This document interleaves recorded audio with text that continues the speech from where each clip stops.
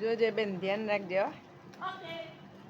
જો આજે શરૂઆત થઈ ગઈ છે યુએઈમાં વરસાદ આવવાની.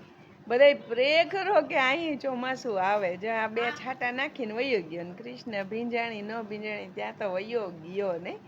જો વરસાદ માટે અમે તરસતા હોતા હોય છે. યસ. અને મસ્ત આમ ઠંડક કરી જાય. પણ આ તો હું બે છાંટા આવે તો ગરમી વધી જાય, હે ને? ના પણ એટલાય બહુ છે. વરસાદ આવવો જોઈએ ને. અહીંયા મતલબ વર્ષમાં 1-2 વાર માંડ થાય તો એના માટે મતલબ યસ. કૃષ્ણ જ્યાં માંડ ઉતરી ત્યાં વરસાદ વયો ગયો.